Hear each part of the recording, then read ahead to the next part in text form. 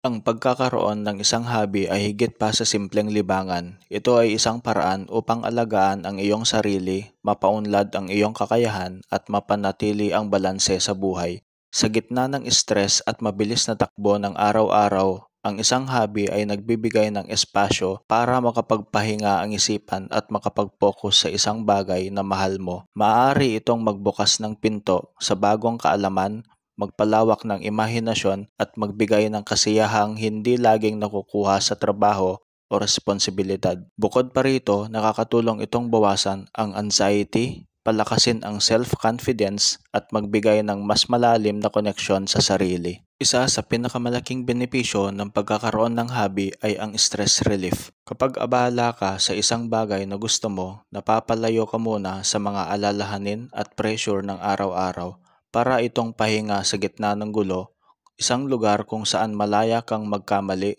matuto at mag-enjoy ng walang takot sa paghusga ng iba. Nakakatulong din ang hobby sa pagpapaunlad ng kasanayan. Minsan, nagsisimula ito bilang simpleng interes, ngunit habang tumatagal, nagiging espesyal na kakayahan na maaari pang maging dagdag na oportunidad sa buhay. Maraming tao ang nakakahanap ng bagong karir o negosyo mula sa hobby na dati ginagawa lamang nila para sa saya. Hindi rin matatawaran ang epekto ng hobby sa mental health. Ang simpleng paglalaan ng oras para sa sarili ay nakakatulong upang mabawasan ang pagkabalisa at depresyon. Kapag nakapokus ka sa isang malikhaing gawain o kahit sa isang simpleng aktibidad, nabibigyan ng break ang iyong utak mula sa paulit-ulit na pag-aalala. Dagdag pa rito, ang hobby ay isang mabisang paraan upang mapalawak ang social connections.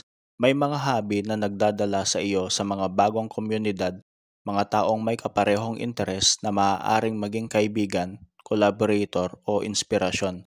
Ang ganitong ugnayan ay nakakapagbigay ng suporta at motibasyon upang ipagpatuloy ang iyong ginagawa. Mahalaga rin na tandaan ang hobby ay hindi kailangan maging mahal o komplikado. Maaari itong kasing simple ng pagbabasa, paglalakad, pagguhit, pagluluto o pagtatanim. Ang tunay na sukatan ay hindi kung gaano kahusay mo ito ginagawa, kundi kung gaano ka nito napapasaya at natutulungan sa iyong pang-araw-araw na buhay.